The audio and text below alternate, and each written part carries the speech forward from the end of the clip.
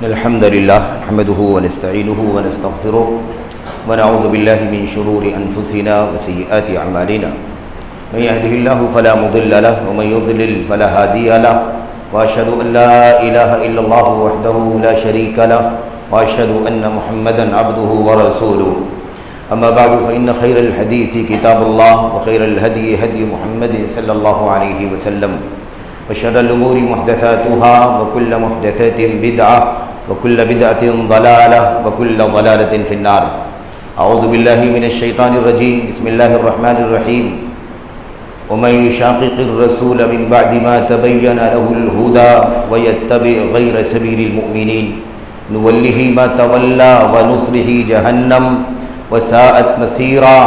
وقال النبي صلى الله عليه وسلم: لا تزال طائفة من أمتي ظاهرين على الحق لا يضرهم من خذلهم ولا من خالفهم ولا من ناوعهم حتى يأتي أمر الله وهم ظاهرون. وكما قال النبي صلى الله عليه وسلم. وقال عليه الصلاة والسلام: لقد تركتكم على البيضاء ليلها كنهارها لا يزيغ عنها بعدي إلا هالك. وقال ابن عباس رضي الله تعالى عنهما أو العباس رضی اللہ تعالی عنہ: واللہ لم يمت رسول اللہ صلی اللہ علیہ وسلم الا بعدما ترککم على طریقۃ ناہجہ او کما قال رضی اللہ تعالی عنہ. برادران اسلام، دینی اور ملی بھائیوں، نوجوان دوستوں، احباب اور بزرگوں، قابل احترام ماؤں اور بہنوں، عزیز بچوں، ہمیں اور آپ کو اس بات کا بہت اچھی طرح سے اعتراف کرنا اور اس پر اللہ تبارک و تعالیٰ کی حمد کرنا، اس کا شکر ادا کرنا ضروری ہے کہ اللہ تبارک و تعالیٰ نے ہمیں اور آپ کو اس راستے پر چلنے کی توفیق عطا فرمائی ہے جس راستے کو اللہ تبارک و تعالیٰ نے اپنی کتاب میں کامیابی کا راستہ بتلایا ہے.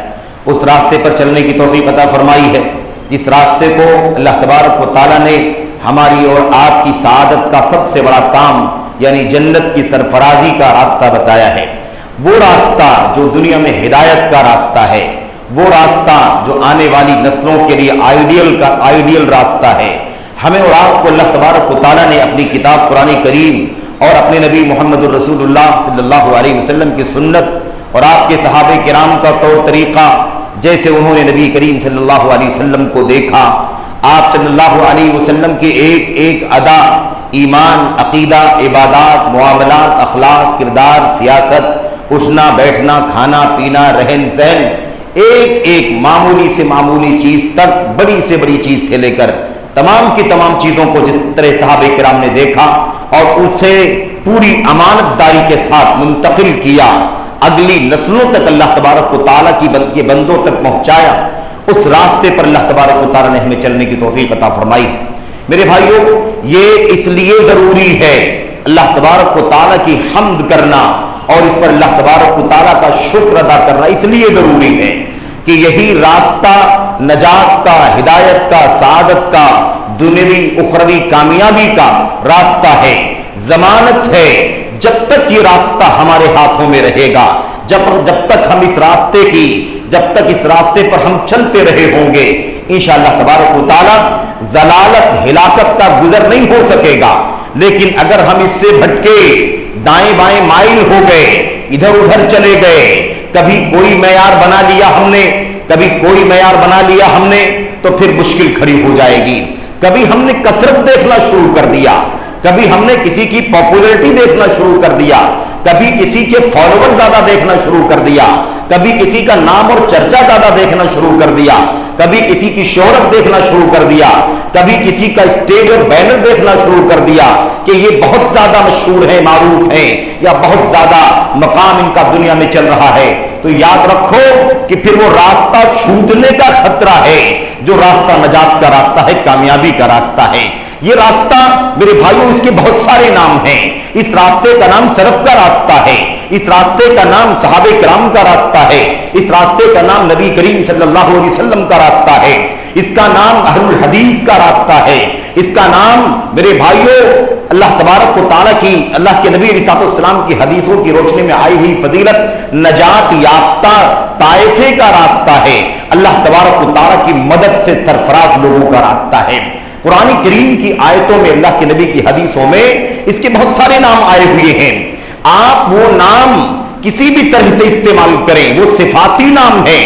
آپ کو کوئی تانا دینا شروع کر دے کہ آپ کون سے طبقے کے ہیں، آپ میں بہت سارے فرقے ہیں، اہل حدیثوں میں بہت سارے ٹولیاں بن چکی ہیں، اہل حدیثوں میں بہت سارے الگ الگ نظریات قائم ہو گئے ہیں، ایسا کوئی تانا دے تو آپ اسے سمجھائیں، نہیں میرے بھائیوں، کوئی فرقہ ورقہ نہیں ہوا ہے، بلکہ یہ وہ راستہ ہے قرآن کا، سنت کا، حضرات صحابہ کرام کا، ان کے نقش قدم پر چلنے والے تابعین کا، تبع تابعین کا، اور انہی کی پیروی کرنے والے حضرات محدثین کا، انہی کے نقش قدم پر چلنے والے ائمہ اربعہ کا، انہی کے نقش قدم پر چلنے والے امت کے اجلہ فقہا کا، اور یہ سلسلہ چلتا ہوا آج تک آیا ہوا ہے. اس راستے کے امین آج بھی موجود ہیں، جنہیں جماعت اہل حدیث کے نام سے جانا جاتا ہے، جو اپنی صفات میں، اپنی خصوصیات میں، اپنے عمل میں، اپنی تحریک میں، اپنی دعوت میں، اپنے جہاد میں اسی راستے کی تلاش کرتے ہیں جس راستے کی نشاندہی اللہ تبارک و تعالیٰ نے اپنی کتاب میں فرمائی، اللہ کے نبی محمد رسول اللہ صلی اللہ علیہ وسلم نے اپنی سنت میں فرمائی. وہ سارے فضائل، وہ ساری خصوصیات، وہ سارے صفات، وہ سارے امتیازات جو اللہ تبارک و تعالیٰ کی کتاب میں، نبی کی سنت میں اور امت کے اسلاف کی تحریروں میں، ان کے فرمودات میں آئے ہوئے ہیں، ان تمام صفات کے حامل آج وقت ہندوستان کے اندر، اس وقت وطن عزیز ہندوستان کے اندر اور بر صغیر کے دیگر علاقے، دنیا کے دیگر خطوں میں الحمدللہ وہ جماعت اہل حدیث ہے، وہ جماعت اہل حدیث ہے، وہ طائفہ سلف کا طائفہ کہلاتا ہے، وہ راستہ اہل سنت کا راستہ ہے، وہ جماعت کا راستہ ہے، وہ صحابہ کرام کے نقش قدم پر چلنے والے لوگ ہیں، تابعین کی ڈگر تلاش کرنے والے لوگ ہیں. وہ اس کے سوا کسی کی بات کو خاطر میں نہیں لاتے، شخصیت اعلیٰ سے اعلیٰ کیوں نہ ہو، ادنا کیوں نہ ہو، اس کی کوئی تفریق نہیں کرتے. وہ اصول اور ضابطے پر چلتے ہیں جس راستے پر اللہ کے نبی محمد رسول اللہ صلی اللہ علیہ وسلم نے چھوڑا تھا، اور آپ نے فرمایا تھا لقد ترکتکم علی البیضاء لیلها کنہارها لا یزیغ عنہا بعدی الا ہالک. اے میرے ساتھیوں، میں تمہیں اس روشن راستے پر چھوڑ کر کے جا رہا ہوں، وہ روشن راستہ، وہ شاہراہ چھوڑ کر کے جا رہا ہوں جس پر تم جب تک قائم رہو گے کبھی بھی گمراہ نہیں ہوگے. اس کی راتیں بھی دن کی طرف سے روشن ہیں. بعض روایتوں میں اللہ کے نبی نے فرمایا لیلھا و نہارھا سوا، اس کی رات اور اس کے دن دونوں ایک جیسے ہیں، سیم ہیں. رات بھی ویسے ہی روشن ہے جیسے اس راستے کا دن روشن ہے.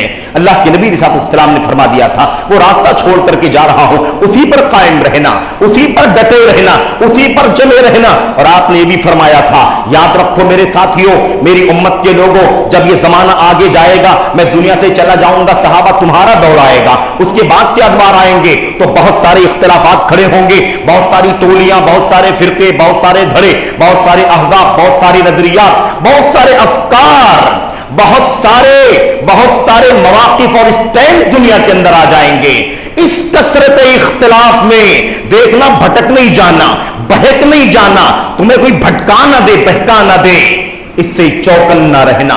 فعلیکم بسنتی وسنت الخلفاء الراشدین المہدیین من بعدی. اس اختلاف میں، اس فرقے بندی میں، اس دھڑوں میں، ان گروپ بازیوں میں، ان ٹولی کے ماحول میں آج کتنی ٹولیاں ہیں شاید گننا بھی مشکل ہو جائے، آج کتنے گروہ بن چکے ہیں شاید انہیں شمار میں لانا بھی مشکل ہو جائے، اور نہ جانے حالات کتنا آگے برے ہوں گے. اللہ کے نبی علیہ السلام کی پیشین گوئی تھی حالات بدلیں گے، فرقے بہت زیادہ ہو جائیں گے. میرے بھائیوں، اللہ کے نبی نے فرمایا تھا اس وقت تمہیں میری سنت کو لازم پکڑنا ہے، اسی پر قائم رہنا ہے، ڈٹے رہنا ہے. میرے خلفائے راشدین حضرات صحابہ کرام کا سب سے اونچا طبقہ ابو بکر، عمر، عثمان، علی رضی اللہ تعالیٰ عنہ مجمعین کا جو راستہ ہے اسی پر ڈٹے رہنا. اللہ کے نبی صلی اللہ علیہ وسلم نے اتنی بات کہہ کر کے چھوڑ نہیں دیا، آپ نے سنگینی کی طرف اشارہ کروایا. یاد رکھو اہل حدیث ہو، سلفیوں، آج ایک طوفان کھڑا ہے، اتنے سارے فرقے، اتنی ساری ٹولیاں کہ آج اہل الحدیث کے اندر بھی ان سے متاثر ہونے والے لوگ پیدا ہو رہے ہیں. کوئی اہل حدیث کہہ رہا ہے متاثر ہے کسی انحراف سے, کوئی اہل حدیث کہتا ہے متاثر ہے کسی فکر سے, کوئی اہل حدیث کہتا ہے متاثر ہوتا جا رہا ہے کسی انحرافی راستے سے متاثر ہوتا جا رہا. یہ حالات بنتے چلے جا رہے ہیں. اس وقت اس حدیث کو بہت اچھی طرح سے پکڑنا. اللہ کے نبی صلی اللہ علیہ وسلم نے فرمایا تھا تمسکوا بہا وعضوا علیہا بالنواجذ, اے میرے لوگوں, امت کے لوگوں, اس راستے کو, میری سنت کو, میرے خلفاء صحابہ کرام کے راستے کو تمسکو, اسے مضبوطی سے پکڑنا, اسے اچھی طرح سے پکڑ لینا. وعضوا علیہا بالنواجذ, اور اسے دانت کے داڑھوں سے, داڑھ کے دانتوں سے اسے مضبوطی سے جکڑ لینا. یاد رکھو, آپ سوچتے ہوں گے اللہ کے نبی علیہ السلام نے فرما دیا فعلیکم, تم پر لازم ہے میری سنت, لازم ہے خلفائے راشدین کی سنت, اتنا تو کافی تھا, لازم ہے, لازم ہے اسی کو پکڑنا. لیکن اللہ کے نبی آگے فرماتے ہیں اسے اچھی طرح سے مضبوطی سے پکڑنا, تمسک کرنا. اور آگے اللہ کے نبی نے فرمایا, آگے آپ نے فرمایا وعضوا علیہا بالنواجذ, یہ داڑھ کے جو اندر والے دانت ہیں جہاں کی گرفت بہت مضبوط ہوتی ہے, اس سے پکڑ کر کے رکھنا میری سنت کو. اتنا زیادہ کہنے کی ضرورت کیا تھی؟ نبی نے کہا لازم ہے تو لازم ہے امت کے اوپر. لیکن اس لیے فرمایا کیونکہ اللہ کے نبی نے فرمایا تھا وہ جو بہت سارے فرقے پیدا ہوں گے, من یعش منکم بعدی فسیری اختلافا کثیرا, میرے بعد جو لوگ زندہ رہیں گے وہ لوگ بہت زیادہ اختلاف دیکھیں گے. تو بہت زیادہ اختلاف جب دیکھیں گے, فرقے, ٹولیاں, گروہ اور نہ جانے کتنے کتنے ٹکڑے بن جائیں گے. یہ ٹکڑیاں آپ کو سنت سے ہٹانے کی کوشش کریں گی, آپ کو سنت سے ہٹائیں گی, صحابہ کے راستے سے ہٹائیں گی, ابو بکر, عمر, عثمان و علی کے راستے سے ہٹلائیں گی, تمہیں سنت پر قائم رہنے نہیں دینا چاہیں گی. اس خطرناک ماحول میں یاد رکھو تمہیں بہت مضبوطی سے پکڑنا ہے, اتنا مضبوطی سے جیسے تم دانت کے داڑھوں سے, داڑھ کے دانتوں سے پکڑ کر کے کسی چیز کو مضبوط کر لیتے ہو, ایسے تمہیں پکڑنا ہے. اہل حدیثوں کو یاد رکھنا ہے. آج میرے بھائیوں یہ حالات دھیرے دھیرے بگڑتے چلے جا رہے ہیں. اتنی ساری ٹولیاں, ہمارا نوجوان بہک رہا ہے, ہمارا بچہ بہک رہا ہے, ہماری بہن بہک رہی ہے, ہمارا عام بھائی بہک رہا ہے, نہ جانے کس کس کے نظریے کو فالو کر رہا ہے. اس لیے کہ اس کا نام بہت زیادہ ہے, اس لیے کہ اس کے فالوور بہت زیادہ ہیں, اس لیے کہ اس کے سبسکرائبر بہت زیادہ ہیں, اس لیے کہ میڈیا پر بہت زیادہ چھایا ہوا ہے, اس لیے کہ اس کی سرگرمی بہت زیادہ, اس لیے کہ اس کی ایکٹیویٹی بہت زیادہ ہے. وہ تو بہت کام کرتے ہیں, اہل حدیث تو کام ہی نہیں کرتے. اہل حدیث کام نہیں کرتے میرے بھائیوں, کبھی چاول نہیں بٹواتے, کبھی میرے بھائیوں کمبل کپڑے نہیں بٹواتے, کبھی راستے میں پوسٹر نکل کر کے آندولن نہیں کرتے, کبھی بینر لے کر کے حکومت کے خلاف کھڑے نہیں ہوتے. اس لیے علماء اہل حدیث کچھ کام ہی نہیں کرتے. اس لیے اب جو لوگ یہ سب کام کرتے ہیں ان کے پیچھے ہمارا نوجوان جا رہا ہے. میرے بھائیوں, میرے بزرگوں, یہ ماحول بنتا چلا جا رہا ہے. کوئی بہت زیادہ پاپولر ہے, ہندوستان سے, پڑوسی ممالک سے, آگے سے, پیچھے سے, مشرق و مغرب سے, ہمارا نوجوان اس کے پیچھے بھاگ رہا ہے, بھٹک رہا ہے اور سوچتا ہے کہ وہاں مجھے جو کچھ علم ملے گا, مجھے جو وہاں اطمینان ملے گا وہ اور کہیں نہیں مل سکتا ہے. اس طرح کے حالات پیدا ہوتے چلے جا رہے ہیں. میں آپ کے سامنے یہ کہنا چاہتا ہوں, یاد رکھو, ایمان مضبوط رکھو, عقیدہ مضبوط رکھو, ڈٹے رہو اس نقش قدم پر کہ نبی نے ہمیں اندھیرے میں نہیں چھوڑا. نبی نے ہمیں جس راستے پر چھوڑا ہے اس راستے کی 3 خصوصیات ہے, یاد رکھنا. ہم منہج کہتے ہیں, لِكُلٍّ جَعَلْنَا مِنْكُمْ شِرْعَةً وَمِنْهَاجًا, ہم نے تم میں سے ہر ایک کے لیے ایک شریعت بنائی ہے اور ایک راستہ بنایا ہے, ایک راستہ, شاہراہ بنایا ہے. اس منہاج, منہج, نہج کا معنی کیا ہوتا ہے؟ اس کا معنی یہ ہوتا ہے ایسا راستہ جو راستہ بالکل سیدھا ہے, وہ راستہ بالکل سیدھا ہے.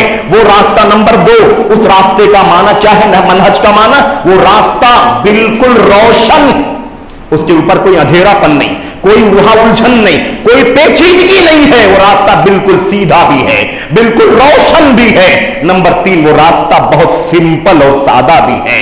کہاں کہاں بھٹکو گے, کس کو تلاش کرو گے میرے بھائیو؟ ایشیا میں کس کے پیچھے بھاگو گے, آسٹریلیا میں کس کے پیچھے بھاگو گے, اور یورپ میں کس کے پیچھے بھاگو گے, عرب غیر عرب کس کے پیچھے بھاگو گے میرے بھائیو؟ بہت جھنجھٹ ہے. ان ساری جھنجھٹوں سے ایک سمپل راستہ ہے، وہ راستہ جو قرآن سنت نبی کریم صلی اللہ علیہ وسلم کا صحابہ کرام نے اپنی آنکھوں سے قرآن کو اترتے ہوئے دیکھا، اب اس کی تلاوت کو نبی کی زبان سے سنا اور اس پر عمل کرتے ہوئے اپنی آنکھوں سے دیکھا، اسے پورے طور پر امانت کے ساتھ آگے بڑھا دیا۔ بس اسی کو پکڑ لو، تمہیں کسی ایرے گہرے کے پیچھے نہیں بھاگنا، کسی فرقہ، کسی ٹولی، کسی گروہ، کسی کے چکر میں نہیں پھنسنا ہے۔ تمہیں کوئی نہ ورغلائے، تمہیں کوئی نہ بہکائے، تمہیں کوئی نہ دھوکے میں ڈال دے۔ بڑا عجیب و غریب ماحول بنتا چلا جا رہا ہے، اور خطبہ جمعہ ہے، لمبی بات مجھے کرنی بھی نہیں ہے، میں تھوڑی دیر آپ سے گفتگو کرنا ہے، اس لیے مجھے 2-3 باتیں آپ کے سامنے خاص طور پر ذکر کرنی ہے۔ میرے بھائیوں، میرے بزرگوں، میں سمجھتا ہوں کہ میڈیا کے اس دور میں، یعنی سوشل میڈیا کے اس دور میں، یہ بات کسی کے لیے سمجھنا مشکل نہیں ہے کہ لوگ اپنا اپنا جھنڈا اٹھاتے ہیں، اپنا اپنا بینر لگاتے ہیں، اپنے اپنے چینل کھولتے ہیں، اور اس کے بعد جو جتنی پبلسٹی کر لے جائے، جو جتنا زیادہ شہرت کر لے جائے، جو جتنا زیادہ پروپیگنڈا کر لے جائے، جو جتنا زیادہ اس کا استعمال کر کے پاپولر ہو جائے، یہ صورتحال بنی ہوئی ہے۔ وہ سمجھتا ہے کہ میں سب سے زیادہ کامیاب ہوں، اسی کے پیچھے لوگ بھاگ رہے ہیں، کسی کے پیچھے مقصد مال ہے، کسی کے پیچھے مقصد شہرت ہے، کسی کے پیچھے مقصد چودراہٹ اور سرداری ہے، کوئی اپنی قیادت ثابت کرنا چاہتا ہے، کوئی اپنے بڑے کے پیچھے لوگوں کو لگانا چاہتا ہے، کوئی اپنے فرقے کی پبلسٹی کرتا ہے، کوئی اپنی شخصیت کا غلام بنانا چاہتا ہے، کوئی اپنی فکر کو امت کے اندر عام کرنا چاہتا ہے۔ اس طرح کا ماحول بنا ہوا ہے۔ میرے بھائیوں، اس وقت ہمیں سب سے زیادہ چوکنا رہنا ہے۔ کیوں معلوم آپ کو؟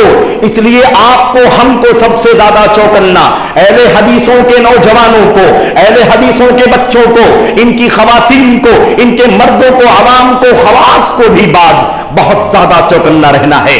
کیوں معلوم آپ کو؟ اس لیے کہ اگر کہیں شکار کوئی بنے گا، ان فرقوں کا تو آپ بنیں گے، ورنہ بقیہ سب تو پہلے سے بھٹکے ہوئے ہیں، بقیہ سب بہکے ہوئے ہیں، بقیہ سب راہ راست سے کوئی کنارے اس کوئی کنارے اس چل رہا ہے۔ اگر نقصان ہوگا تو آپ کا ہوگا، نقصان ہوگا تو اہل حدیث نوجوان کا ہوگا، نقصان ہوگا تو جماعت اہل حدیث کا ہوگا، کوئی اور شکار نہیں ہوگا۔ میرے بھائیوں، صوفیت کی راہ تو گمراہی کی راہ ہے، وہاں جو گیا وہ تو پہلے سے بھٹکا ہوا ہے۔ شخصیت پرستی کی راہ تو پہلے سے خطرناک ہے، اندھی تقلید کی راہ تو پہلے سے ہی سنت کی راہ سے ہٹی ہوئی ہے۔ ایسے ہی عقل پرستی کی راہ، عقل پرستی اور لاجک کا راستہ، یہ تو سب سے پہلے ہی ابلیس کا راستہ اعلان کیا جا چکا ہے۔ ابلیس کا راستہ ہے، اللہ کے کلام کے سامنے، نبی کی سنت کے سامنے اگر کوئی اپنی عقل کو پیش کرتا ہے، اپنی لاجک کو، دانشوری کو پیش کرتا ہے، تو اس کا مطلب وہ ابلیس والے راستے پر چلتا ہے۔ کیوں؟ اس لیے کہ سب سے پہلے یہ کام ابلیس نے کیا تھا۔ کس نے کیا تھا بھائی؟ ابلیس نے کیا تھا۔ اللہ نے فرمایا سجدہ کرو آدم کا سجدہ کرو، سب فسجد الملائکۃ کلھم اجمعون، سارے کے سارے فرشتے سجدے میں گر گئے، الا ابلیس ابا واستکبر، سوائے ابلیس کے جس نے سجدہ نہیں کیا، انکار کر دیا اور اکڑ گیا۔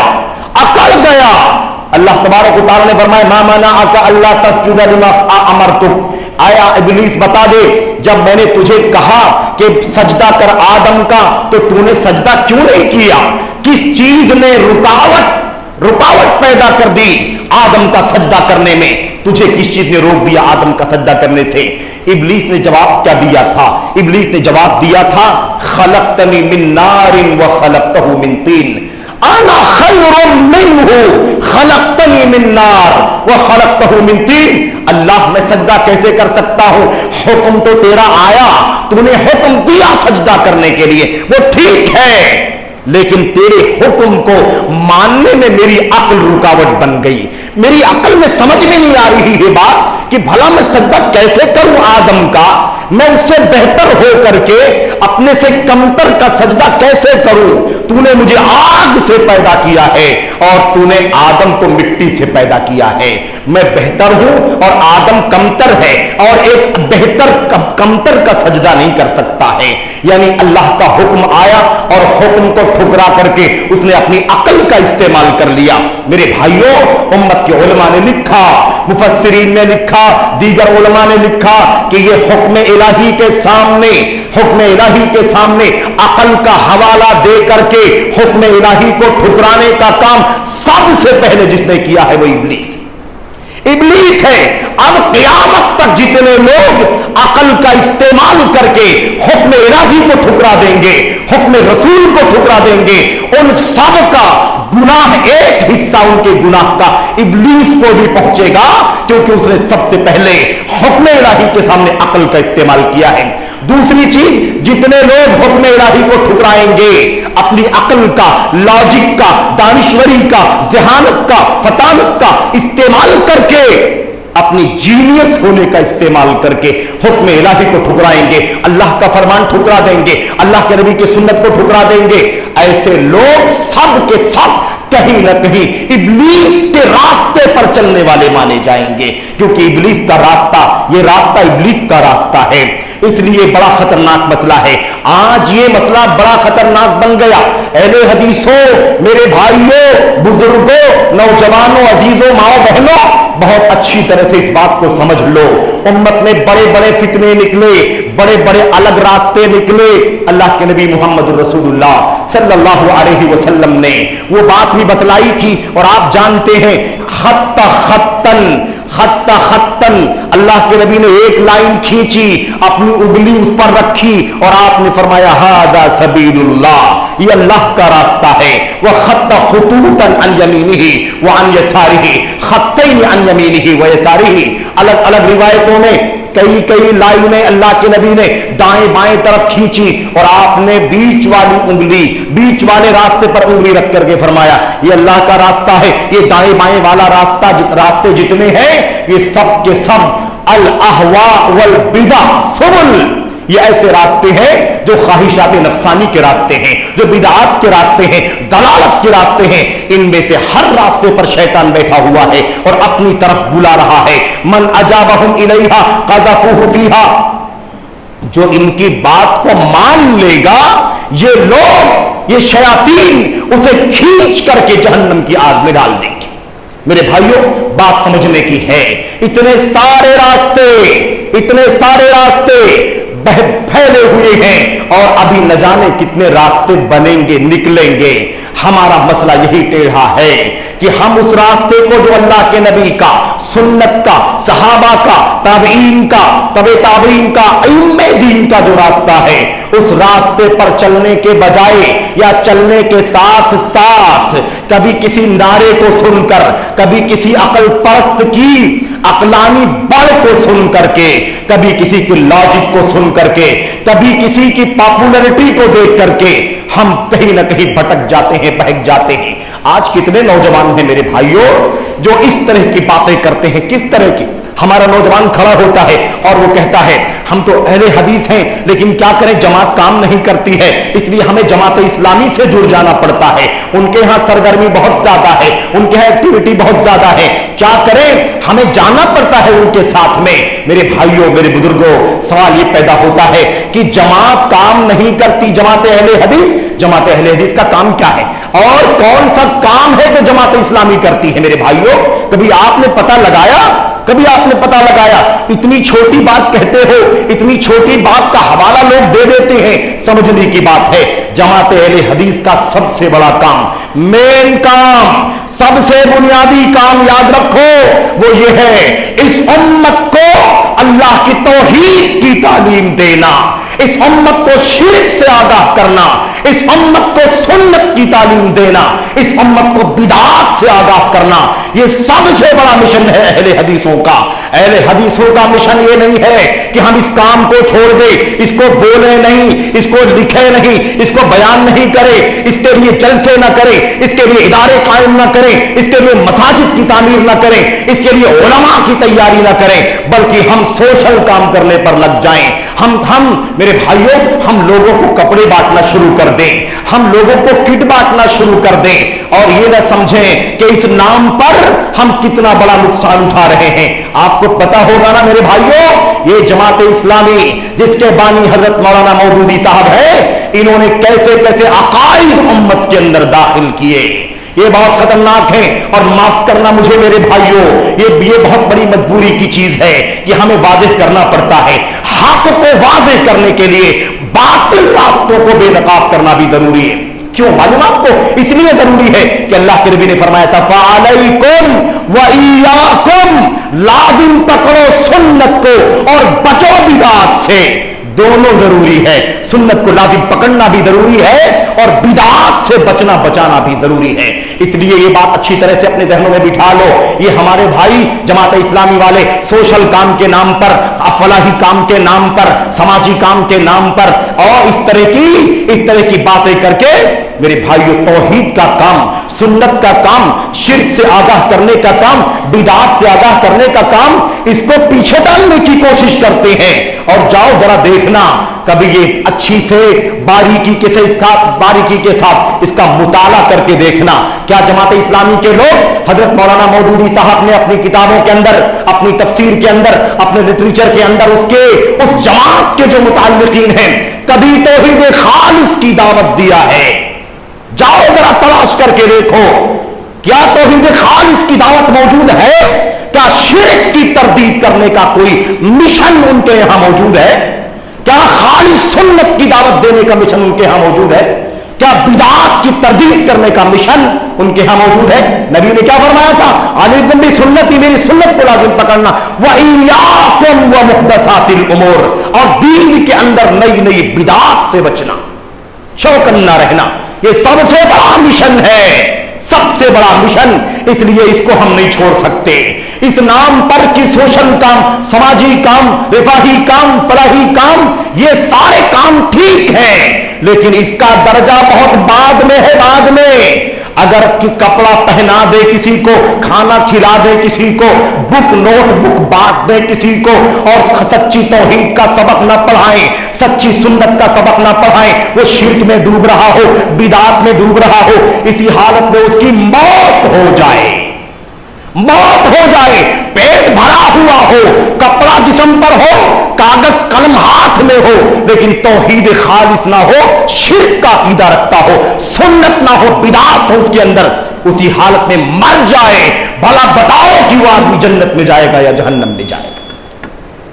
کپڑے پہنا کر کے کیا کرو گے؟ پیٹ بھر کر کے کیا کرو گے؟ اگر اس کا عقیدہ ظاہر ہو گیا تو وہ پیٹ بھر کے کپڑے پہن کر کے بھی جہنم رسید ہو جائے گا۔ اس لیے یہ سب بہانے بازی نہ کرو، اس طرح دھوکے میں نہ آؤ میرے بھائیوں، پہلے سمجھو۔ اور کوئی بھی اسٹیج، کوئی بھی بینر، کوئی بھی دنیا کے اندر ماضی سے لے کر حاضر تک اور مستقبل میں بھی، میڈیا میں، کتابوں میں، پرانا نیا، جتنا بھی آپ کو اسٹیج، جتنا بھی پلیٹ فارم، جتنی بھی شخصیتیں آپ کو دکھائی دیتی ہیں، آج میڈیا پر بہت سارے لوگ چھائے ہوئے ہیں میرے بھائیوں، ہمارے یہاں بھی ہیں، پڑوسی ملک میں بھی ہیں، عرب میں بھی ہیں، غیر عرب میں بھی ہیں، یورپ میں بھی ہیں، نہ جانے کتنی ایسی شخصیات ہیں جو میڈیا کے ذریعے سے ہمارے نوجوانوں کو اپیل کر رہی ہیں۔ ایک قاعدہ یاد رکھنا، سب کو پرکھنے کا ایک ضابطہ، کیا اس کے یہاں توحید خالص کی دعوت ہے یا نہیں، شرک کی تردید ان کے یہاں ہے کہ نہیں، ان کے اسٹیج سے، بینر سے، ان کی کتابوں سے، لٹریچر سے، ان کے میڈیا سے کیا توحید خالص کی دعوت دی جاتی ہے یا نہیں دی جاتی ہے، شرک کی تردید کی جاتی ہے کہ نہیں کی جاتی، سنت، سچی سنت بتائی جاتی ہے کہ نہیں بتائی جاتی ہے، بدعات سے آگاہ کیا جاتا ہے کہ نہیں کیا جاتا ہے، صوفیت کی راہ کی دعوت تو نہیں دی جاتی، عقل پرستی کی راہ کی دعوت تو نہیں دی جاتی، انکار سنت کا راستہ تو نہیں دکھایا جاتا میرے بھائیوں، صحابہ کرام کے توحید کی بات تو نہیں کی جاتی، صوفیت کا راستہ تو نہیں اختیار کیا جاتا، اندھی تقلید کا راستہ تو نہیں دکھایا جاتا، ایسے رافضیت اور شیعیت کا راستہ تو نہیں دکھایا جاتا۔ ہمیں بہت اچھی طرح سے اس نقطے کو ذہن میں بٹھانا ہے۔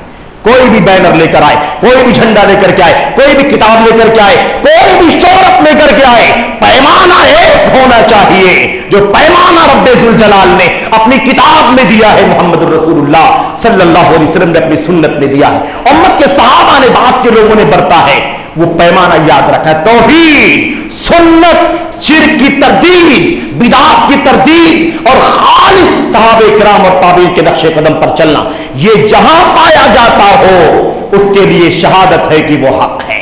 اور یہ نہیں پایا جاتا، اس میں خلل پایا جاتا، اسے سیکنڈری بنایا جاتا، اسے بعد میں کریں گے، جب حکومت قائم ہو جائے گی تب کریں گے۔ اگر ایسا کچھ سننے میں آتا ہے تو سمجھ لینا کہ کوئی دھوکہ دینے کے لیے آ گیا۔ کچھ لوگ کہتے ہیں ارے بھائی ہم لوگ کریں گے بعد میں، سنت بتائیں گے، شرک بتائیں گے، بدعت بتائیں گے، توحید بتائیں گے، لیکن ابھی ذرا رک جاؤ، پہلے یہ سارے سوشل کام کر لینے دو ہمیں۔ اگر پہلے ہی توحید بتلائیں گے، شرک کی تردید کریں گے تو انتشار پیدا ہو جائے گا۔ پہلے ہی سنت بتلائیں گے، بدعات سے آگاہ کریں گے تو انتشار پیدا ہو جائے گا۔ مجھے بتاؤ میرے بھائیوں کہ توحید سے انتشار ہوتا ہے کیا سنت سے انتشار پیدا ہوتا ہے؟ نبی نے توحید سے، نبی نے سنت سے دنیا کی ساری قوموں کو ایک پلیٹ فارم پر اتحاد قائم کرنے کا راستہ دکھایا تھا۔ اور اس زمانے کے مشرکین کہتے تھے توحید کی بات کرو گے تو انتشار پیدا ہوگا، یہ محمد انتشار پیدا کرتا ہے صلی اللہ علیہ وسلم۔ آج بھی بہت سارے لوگ کہتے ہیں بار بار توحید کی بات کرتے ہو، بار بار سنت کی بات کرتے ہو، بار بار راہ سلف کی بات کرتے ہو، ارے اس سے انتشار پیدا ہوتا ہے، اس سے میرے بھائیوں دراریں پیدا ہوتی، نفرت پیدا ہوتی ہے۔ یہ سب باتیں مت بولو، یہ سب باتیں بعد میں بولنا جب اس کے حالات پیدا ہو جائیں گے۔ ہمارے سامنے قاعدہ ہے فَلْيَكُنْ أَوَّلَ مَا تَدْعُوهُمْ إِلَيْهِ شَهَادَةُ أَن لَّا إِلَٰهَ إِلَّا اللَّهُ۔ حضرت ابو موسیٰ اشعری، معاذ بن جبل، تم جا رہے ہو یمن، سب سے پہلے توحید کی دعوت دینا، نماز بعد میں، روزہ بعد میں، زکات بعد میں، حج بعد میں، ساری چیزیں بعد میں، سب سے پہلے توحید کی دعوت دینا، تاکہ توحید کی دعوت پا کے اگر قبول کر کے مرے تو جنت میں جائے، چاہے نماز نہ بھی پڑھا ہو، روزہ نہ بھی رکھا ہو، حج نہ بھی کیا ہو، توحید کا کلمہ پڑھنے کے بعد ہی اس کی موت ہو جائے تو جنت میں چلا جائے۔ یہ قاعدہ اصول یاد رکھنا میرے بھائی۔ اللہ سے دعا کرتے ہیں کہ اللہ تبارک و تعالی ہمیں اور آپ کو اپنی راہ سنت کو اچھی طرح سمجھنے کی توفیق عطا فرمائے، راہ اہل حدیث کو، راہ کتاب و سنت اور سلف کو، صحابہ تابعین کو ہمیں اپنے پلے باندھنے کی توفیق عطا فرمائے، اس نعمت پر اللہ کا شکریہ ادا کرنے کی توفیق عطا فرمائے، ہر طرح کے انحراف سے، ہر طرح کی ضلالت سے، ہر طرح کی گمراہی سے، ہر طرح کی فرقہ واریت سے اللہ تبارک و تعالی ہمیں اور آپ کو بچنے کی، آگاہ رہنے کی، چوکنا رہنے کی توفیق عطا فرمائے، ہر ایرے گہرے کو سننے، فالو کرنے سے بچنے کی توفیق عطا فرمائے، اپنے شریعت کے، سنت کے، اہل حدیثوں کے جو چوٹی کے ائمہ ہیں، ٹھوس علماء، ان کی سرپرستی میں رہ کر کے علم حاصل کرنے کی توفیق عطا فرمائے۔ آمین رب العالمین، صلی اللہ علیہ وسلم وبارک علی نبینا محمد وعلی آلہ وصحبہ اجمعین۔ السلام علیکم ورحمۃ اللہ وبرکاتہ۔